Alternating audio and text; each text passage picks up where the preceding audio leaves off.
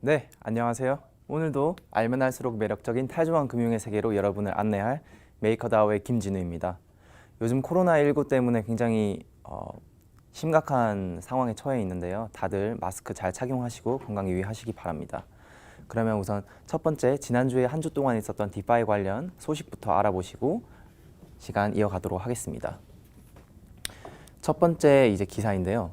제가 기사를 알아보다 보니까 굉장히 큰 사건이 하나 있어서 이 기사 위주로 오늘은 이야기를 좀 전개할까 합니다. 지난 한 주 동안 디파이 업계에도 굉장히 큰 홍역을 치르고 있습니다. 그래서 탈중앙 이제 선물 거래 그리고 디파이 담보대출 플랫폼을 운영하는 BDX가 불특정한 공격자에 의해서 두 차례의 연이은 네트워크 공격을 받았습니다. 그 네트워크 공격으로 총 하나로 7억 원 이상의 손실을 입은 사건이 있었고, 그 일 직후에 디파이 업계 전체에 예치된 자산 총 가치가 1,700억 원 이상 크게 하락하는 사건이 있었습니다.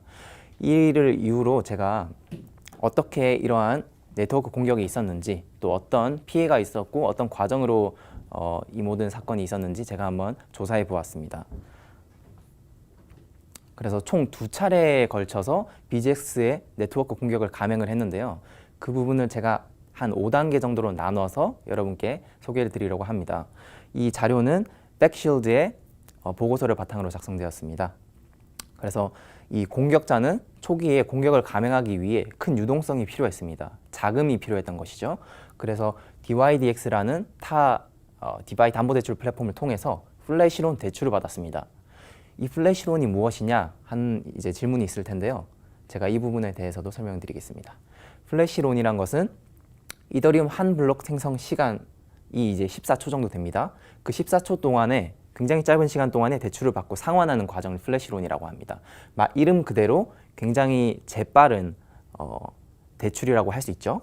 그런데 이 대출이 왜 필요하냐는 얘기가 있을 수 있는데, 이 돈을 빌려주는 대여자의 입장에서는 내가 돈을 빌려주고 굉장히 빠른 시간 내에 이자를 수급할 수 있다는 장점이 있습니다.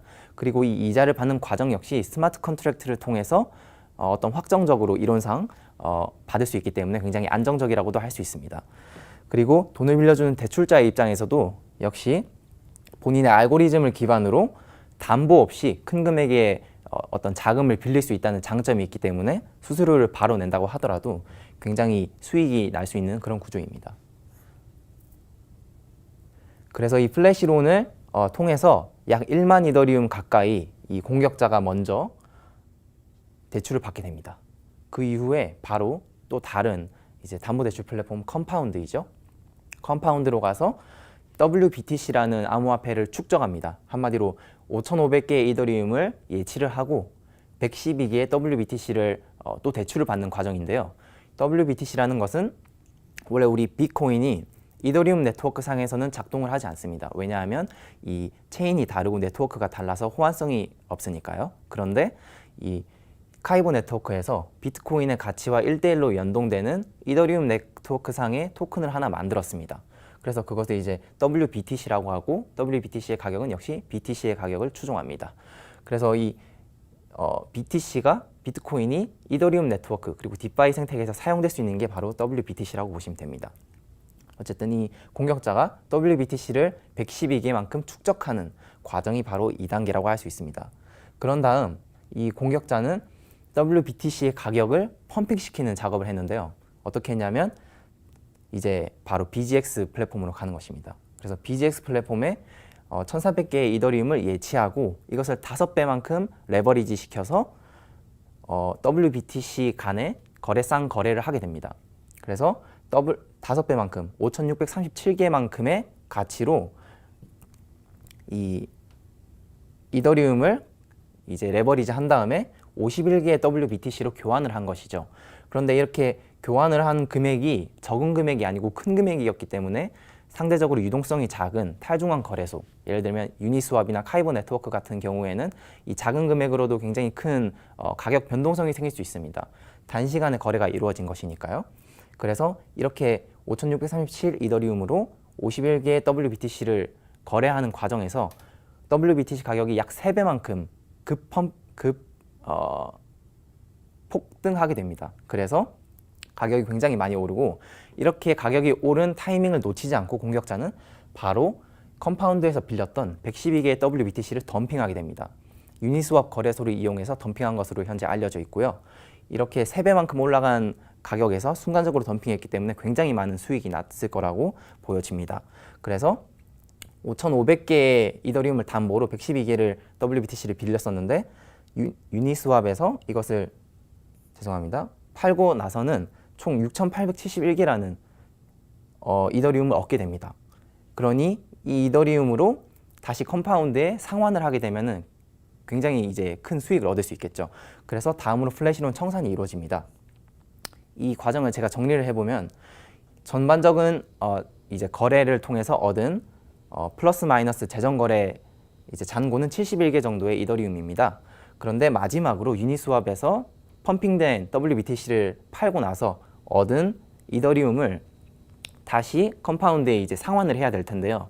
그 상환을 하는 과정에서도 사실은 이미 WBTC 가격이 그 WBTC를 팔면서 얻은 이더리움이 많기 때문에 이러한 이더리움 상환으로 이제 차익이 생겨서 총 수익은 1271개 정도의 이더리움을 얻게 됩니다.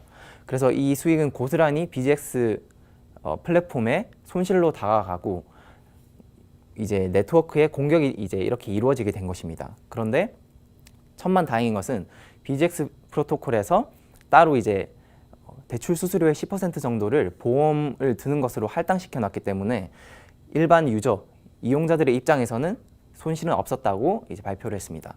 그런데 이러한 이제 첫 번째 공격이 이렇게 정리가 되는데 발생 원인을 한번 알아봐야 되겠죠. 발생 원인을 보면 온체인 가격 오라클이라고 돼 있는데 이거는 제가 조금 이제 수정이 필요한데 가격 오라클이 아니고 유동성 부족이라고 하시는 게 좀 더 정확할 것 같습니다. 그래서 이렇게 펌핑이 되고 덤핑이 되는 과정이 있었는데 이 과정에서 탈중앙 거래소에서 유동성이 부족했기 때문에 이렇게 쉽게 가격이 펌핑되었지 않나라는 분석이 있었고 또 BGX 시스템 내에 이제 코드상의 버그가 있었습니다. 이 전에 보시면 BGX 플랫폼에 이더리움을 예치시키고 5배만큼 레버리지를 한 다음에 WBTC를 거래했습니다. 그런데 지금 WBTC 가격이 펌핑된다는 것은 그것과 이더리움을 같이 거래했기 때문에 거래상 과정에서 이더리움 가격은 떨어졌다고도 할 수 있습니다. 그렇기 때문에 해당 계약이 담보대출 계약이 청산되어야 맞습니다. 왜냐하면 과담보되어 있던 게 담보율이 떨어졌기 때문이죠. 그런데 이러한 과정에서 청산이 안 되고 단시간 내에 시스템이 그것을 인지하기 못했기 때문에 이것이 일어났다는 분석입니다. 이렇게 첫 번째 공격이 있었는데 이것이 끝이 아니죠. 4일 후에 2차 공격이 있었습니다. 이 과정도 역시 5단계로 말씀드릴 수 있는데요. 이건 표를 따로 제가 얘기 안 드리고 앞서 보여드렸기 때문에 굉장히 유사한 구조라서 제가 조금 더 빠르게 설명드리겠습니다. 그래서 이번엔 BGX 플랫폼에 가서 이더리움을 대출받습니다. 약 7,500개의 이더리움을 플래시론을 통해서 대출을 받았고 그것을 이용해서 약 3,517개의 이더리움을 신테릭스 파생상품 거래소죠. 파생상품 거래소 신테릭스로 가서 SUSD로 교환합니다. 이 SUSD라는 것은 신테릭스 거래소에서 지원을 하는 USD 가치, 미국 달러 가치에 연동된 스테이블 코인이라고 보시면 됩니다. 그래서 이것으로 수합하고 나머지 약 800 이더리움을 사용해서 카이버 네트워크의 유니스왑 탈중앙 거래소에서 이번에도 똑같이 펌핑을 시도합니다. 그래서 이더리움을 팔고 SUSD를 순간적으로 많이 사서 SUSD 가격이 2.5배 정도 급 폭등하게 되고 그 다음 역시 앞선 케이스와 같이 USD 담보 대출을 합니다. 그래서 BGX 플랫폼에 가서 축적된 SUSD를 담보로 맡기고 이더리움을 대출받습니다. 그리고 대출받은 이더리움으로 플래시론을 청산하게 되는 것이죠. 이제 이러한 과정이 또 요약을 하면은 초기 이제 담보대출 6,796개 이제 되고 그 다음 플래시론을 잔여 이더리움이 있겠죠. 그리고 플래시론 청산까지 합해서 모두 이제 더하고 빼고를 하면은 수익은 총 2,379개의 이더리움입니다. 이전보다 더 크죠, 이게. 그래서 굉장히 이제 1차, 2차 피해를 합치면은 거의 이제 7억 원에 달하는 큰 피해 금액이었습니다. 근데 놀라운 것은 이 5단계 이 공격 과정이 총 14초 내에 이루어났다는 것입니다. 왜냐하면 플래시론을 대출받고 상환하는 과정 사이에 있었으니까요. 이러한 게 가능한 것은 역시 스마트 컨트랙트 코드를 이용해서 알고리즘 기반으로 빠르게 거래나 어떤 과정이 일어나기 때문에 가능한 것으로 파악되고 있습니다. 역시나 해결책은 디파이 유동성과 또 이번에는 오라클 문제가 있었습니다. 오라클이라는 것은 어떤 오프체인 상의 뭐 데이터나 이런 것들을 블록체인 상으로 가져와서 데이터를 공유하는 것인데요. 이러한 문제가 향후에는 조금 더 디파이 업계가 이러한 사태를 통해서 각성하고 조금 더 정교하고 좀 세련된 이제 스마트 컨트랙트 코드나 오라클 문제를 재정비해서 더 안정적인 서비스를 구축해 나가야 하지 않을까 그런 생각이 들었습니다. 이렇게 해서 첫 번째 소식을 공유를 드렸는데 좀 무거운 주제였죠. 그래서 오늘은 제가 탈중앙형 예측 시장이라는 이 디파이 업계에서 굉장히 촉망받는 서비스를 한번 소개해드리려고 합니다. 탈중앙 예측 시장이라는 것은 사실 이 각각의 특징과 장단점이 있는데요. 지난번에 설명드린 탈중앙형 거래소와도 일면 유사한 부분이 많습니다. 그래서 설명을 드리면 개인이 스스로의 지갑으로 연결해서 어떤 거래를 하고 내기의 베팅에 참여하기 때문에 굉장히 안전한 플랫폼이라고 할 수 있지만 그 반대로 역시나 개인 지갑을 스스로 관리하기 때문에 불편하고 어려울 수 있습니다. 그리고 블록체인 상의 모든 거래가 트랜잭션이 올라가기 때문에 굉장히 투명한 구조로 어떤 베팅이나 내기가 일어날 수 있겠죠. 하지만 역시 네트워크에 사람이 너무 몰리게 될 경우 느리고 높은 수수료가 발생할 수 있습니다. 그리고 KYC나 기타의 신용 평가 그리고 신원 인증 절차를 두지 않기 때문에 개인정보 보호가 되나 역시나 그러한 개인이 누구인지 식별할 수 없기 때문에 악용의 여지가 있습니다. 그리고 마지막으로 가장 큰 특징이죠. 탈중앙형 예측 시장의 경우 집단 지성을 통해 미래에 어떤 일이 일어날지 확률을 계산해 볼 수 있다는 것입니다. 가령 예를 들면 미국의 어떤 정치인이 이번에 당선될지 안 될지를 두고 서로 내기를 할 수 있습니다.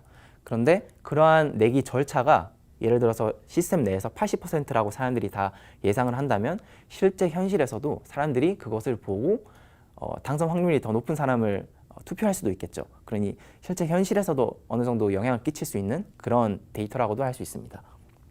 그러나 이제 빛이 있으면 어둠이 있겠죠. 그 부분을 살펴보면 이제 누구든지 이러한 내기를 만들 수 있고 참여할 수 있기 때문에 어떤 경우는 좀 비윤리적인 그런 내기까지 가능합니다. 이 부분은 제가 다음에 설명드리겠습니다. 그래서 탈중앙형 예측 시장 중 가장 유명한 어거를 제가 예를 들어서 설명드리려고 하는데요. 굉장히 초기에 이더리움 디앱으로 시작된 프로젝트입니다. 그래서 가장 큰 특징으로는 2018년에 문제가 좀 있었습니다. 그래서 트럼프 대통령이 암살될 것인가라는 어떤 베팅, 예측 시장을 누군가 만들었습니다. 그래서 거기에 굉장히 많은 사람들이 참여를 하였고 당시에 어떤 충격으로 이 블록체인 업계에 다가왔다고도 할 수 있습니다. 그런데 어거 개발팀은 한술 더 떠서 우리는 이러한 누가 이런 내기를 만들든 관여하지 않겠다라는 입장을 보이면서 킬스위치 발동 권한을 폐기했습니다. 이것이 무엇이냐면 심지어 이런 비윤리적인 내기가 예측 시장이 만들어진다 하더라도 어거 개발팀이나 어떤 누군가가 이러한 사람에게 제재를 가할 수 없고 시스템을 중단시킬 수 없는 그런 것을 말합니다. 그래서 조금 더 탈중앙성이 강화되었다고도 말씀드릴 수 있습니다. 그리고 역시 2018년 말에는 중간 선거에서 이 잠깐의 기간 동안 22억 원이 넘는 금액이 이 플랫폼 내에서 베팅이 되고 또 활성화됐다고도 하는데요. 이렇기 때문에 당시에는 굉장히 이 어거 플랫폼, 예측 시장 플랫폼이 좀 킬러 디앱이 되지 않을까 많은 기대를 받기도 했었습니다. 그래서 굉장히 다양한 주제들이 나오기도 하고 또 사용되기도 한다는 거 말씀드리고 자체 시스템 내에서는 이더리움과 자체 토큰 REP를 사용하고 있습니다. 그리고 지금은 이제 다음 버전인 V2를 예정 중에 있는데요. 가장 큰 특징으로는 스테이블 코인 다이를 이용해서 베팅을 할 수 있도록 지원을 할 예정이라는 것입니다. 아무래도 유저 입장에서는 이더리움으로 며칠간의 베팅을 하기보다는 좀 더 가격 안정성을 기하기 위해서 스테이블 코인을 지원하면 조금 더 훨씬 유리하겠죠. 그 외에 이제 여러 가지 특징들이 신규 버전을 통해서 지원될 예정이라고 합니다. 그러면 이 예측 시장이 어떻게 진행되는지도 한번 알아봐야 될 것 같죠. 이 지금 표는 이제 백서상에 나와 있는 표인데 딱 이 표만 보면은 그렇게 안 어려울 수 있습니다. 그러나 어거의 스마트 컨트랙트는 전체 모든 이더리움 DApp 중에서 가장 복잡한 어떤 코드를 가지고 있다고도 평가받고 있습니다. 그래서 굉장히 복잡하지만 제가 세부 내용은 좀 쳐낼 것도 쳐내고 좀 쉽게 오늘 최대한 설명드리려고 합니다. 조금 말이 빨라질 수도 있는 점 양해 부탁드립니다. 그래서 총 4단계로 지금 시장이 진행이 됩니다. 예측 시장, 내기판이라고 할 수 있죠. 내기판이 개설이 되고 내기를 합니다. 사람들이. 어떤 선택지에 따라서 베팅을 하는데 그 과정을 거래라고 하고요. 그리고 이 내기의 결과를 발표를 해야 되겠죠. 그런 것을 보고라고 하고 결과가 만약에 마음에 안 들면 반박을 할 수도 있습니다. 그래서 보고 반박 절차가 있고 마지막으로 청산이 되면서 내기가 마무리됩니다. 그런데 이 예측 시장에 참여하는 사람이 또 4가지로 분류할 수 있는데요. 예측 시장을 만드는 개설자, 그리고 결과를 발표하는 보고자, 예측 시장에서 어떤 내기를 하는 거래자, 그리고 우리가 내기판에 보면 항상 구경꾼이 있죠. 그래서 이 구경꾼들이 하는 역할은 본인이 가진 어거 토큰, REP를 시장에다 그냥 예치를 하고 시장이 잘 올바르게 마무리되면은 본인이 걸은 토큰과 함께 어떤 소정의 배당금을 받습니다. 한마디로 스테이킹 구조와 유사하다고 보시면 될 것 같습니다. 그래서 시장이 개설되고 거래되기까지의 과정인데요. 개설자는 일정량의 이제 수수료를 지정하면서 시장을 개설하게 됩니다. 선택지 역시 A와 B 이렇게 두고 시장이 개설이 되겠죠. 그런데 이 시장이 만약에 결과가 A 혹은 B가 아니고 전혀 다른 뭐 C라든지 다른 결과가 현실 세계에서 일어났다면은 이 내기 자체가 사실은 무의미할 수 있겠죠. 그래서 개설자는 밸리디티 본드라는 것을 발행해서 금액을 걸어 놓게 되는데 시장이 의미가 없어지면은 이 금액을 찾아갈 수 없습니다.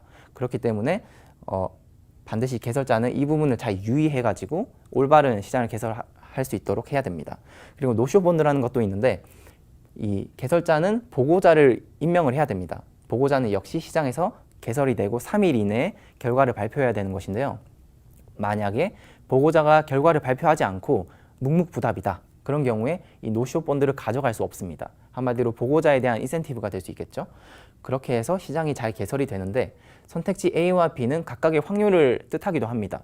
한 세트가 1 이더리움인데 만약에 A의 확률이 더 높을 시 이 1 이더리움 내에서 조금 더 가치가 높을 수 있겠죠. 그래서 제가 예를 들었는데 만약에 A가 지금 0.8 이더리움의 거래가 되고 있다. 그러면은 그 시장 내에서 사람들이 예측하는 확률이 80% 정도라고 생각하시면 됩니다. 그에 반해 B는 20%가 되겠죠. 그래서 이렇게 엎치락 뒤치락 하면서 확률은 계속 바뀔 수 있습니다. 그렇게 해서 이 시장이 계속 진행이 되고 3일 후에 보고자가 결과를 발표합니다. 그런데 이 반박을 할 수 있는데 보고자의 경우는 본인이 가진 어거 토큰을 일부 걸고 보고를 합니다. 그런데 시장 내의 참여자들이 그 결과가 마음에 안 들면 또 역시 본인이 가진 REP를 걸고 반박을 하게 되는 것인데요. 반박을 하게 될수록 점점 더 많은 금액의 REP가 시장 내에 예치되게 됩니다.